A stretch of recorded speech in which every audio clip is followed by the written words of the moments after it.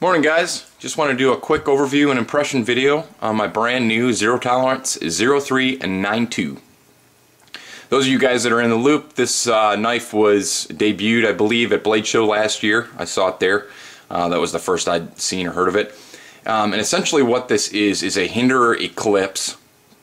Is Zero Tolerance their version of a Hinderer Eclipse, but it has Rick Hinderer's custom anodized hardware. So all of the hardware in this knife, in my understanding, comes directly from the Hinderer shop, and Zero Tolerance has manufactured these knives. So like I said, it's essentially an Eclipse, his Eclipse model, but instead of the only Eclipses that exist so far are Tontos, this one's actually kind of more of a standard drop point of a grind.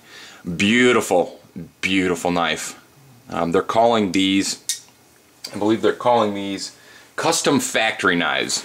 So I can only assume that there will be more iterations from Zero Tolerance that are custom factory, made possibly even with other makers.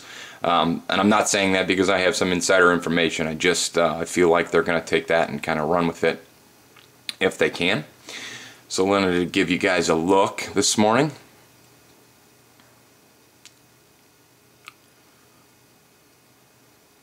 Really, the picture's worth 1,000 words in the case of this knife. So it is a titanium frame lock. These were released to a select group, I think 5 or 6 dealers earlier this week, and they were dropped at about 9 a.m. Pacific time. So it was an internet speed contest to get one. I actually managed to win one of those speed contests over at Blade HQ, and a couple days later, since they're close to me, this sucker showed up in the mail. Could not be more ecstatic and happy about it. This is just a beautiful knife. Really, really is. My only real problem with these Zero Tolerance limited edition knives really falls on the fact that I have a hard time bringing myself to want to use them because they are so limited and so exclusive. I usually will carry them once or twice, but then I don't know, I just end up kind of putting them in the safe and keeping them. I have the 777 and the 0454, and I've had a few others that I no longer have. So take a look here. Let's get the blade. Let's get a little bit of the video of the action, which a lot of people like to see. It actually has a little bit of recoil. It's got enough detent that it just flies open. So, you know, not a bash on Hinderer, but unlike most Hinderers, at least the older ones especially, the detent is adequate enough to actually, you know, require zero wrist flicking action. And the knife, I mean, it just flies open. It flies open. Let me zoom back here a little bit and give you a better shot what we're looking at here. The trick is to not have your finger on the lock bar or you'll never get it open, but it just flies open. Beautiful. Do the other way. Beautiful. So, like I said, it's basically Rick's Eclipse design, right? So what they have changed, though, they have changed a few things. One, the blade grind, of course, is different, like I pointed out. This one rides on bearings, the KVT bearings that Zero Tolerance is known for. And then finally, if I can get it up here to the camera, you'll see there's the lock bar insert that Zero Tolerance is doing on pretty much all of the ZT line stuff, especially all of the custom and exclusive stuff now has this lock bar insert in here, so that if you did need to replace it, you could just replace that little filler tab and you'd be good to go back on the straight. Comes with this beautiful blue anodized hardware, again from Rick's shop. Tip up or tip down carry. Unlike knives from Hinderer shop, this one actually comes set up for tip up. All of the Hinderers, if you're not sure, come set up tip down, and then you have the option to chase them. So here's an XM18 we'll use as a size comparison here in a second. So tip up, tip down, or tip up left hand carry as well. So it kind of gives you some options there, and the blue really makes it pop. Of course, like I said, the hardware is all custom from Rick's shop, so that means that in the future as they start to release the custom hinderer for the Eclipse, we'll be able to buy it and swap it onto these knives. So I'm not sure if, you know, if there will be a more standard version of this through ZT, kind of like they've done with some of the other ones, but I'm certainly happy to have grabbed this beautiful knife. Everything is stone washed, which is actually my preferred finish. The flipper, nice little flipper tab there. I can't get, there we go. Get a nice little view of it. Flip it open one more time for you.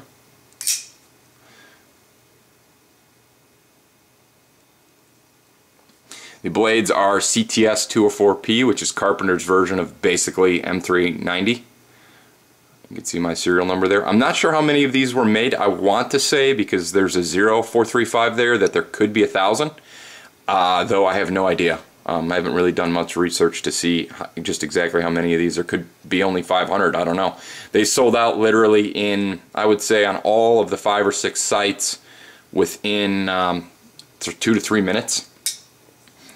I just happened to be one of the quick ones on that day.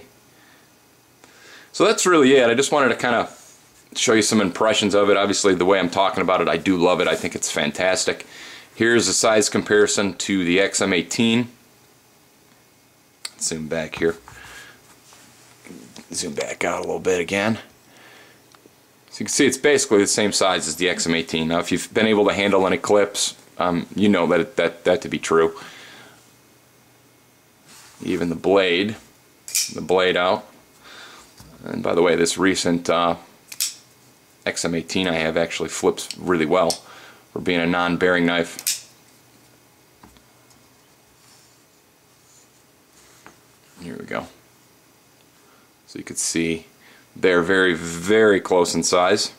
It just looks like it's a little bit off because of forced perspective, but beautiful. Beautiful. Hit it out of the park. Zero tolerance just continues and continues and continues to impress.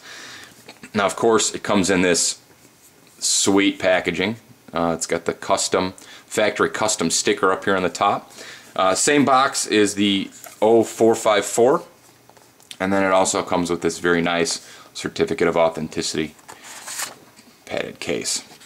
Nice little touch. Magnetically sealed case. I'm going to have a whole shelf full of these hopefully in the future. Anyway, I think I'm already gone much longer than I wanted to. I really just wanted to show it off a little bit here for everybody out there that wanted to take a closer look, and kind of get my impressions. I can't find any fault with it. I mean, the detent is strong, so some folks might think it's too strong, especially those that are hinderer nuts. It's much stronger than a normal detent. In fact, it's much stronger than most, at least all of the zero tolerance flippers I own. But it's great. It just flies open, very snappy. Good jimping, really functional. Oh, one thing I wanted to point out is that, and this is the same on the Eclipse design, I'm really happy that they didn't jimp the frame like they did on the XMs. The jimping on the XMs isn't terrible, but if you guys remember on the older, I can't remember the model, the 560, the jimping was really sharp up here on the frame, and it was almost too rough to use for any period of time. On the Eclipse, it's nice and dished out right here. Your thumb just kind of slides right in naturally, and will travel right over the jimping if you're not intending to use it, but for when you really want to bite down on it, you can really get your thumb in there and drive it home. Anyway, it's morning, it's early for me anyway. Just wanted to give you some impressions. I appreciate you guys watching. Thanks as always. Any comments, positive, negative, feed the trolls, post down below, and I'll talk to you later.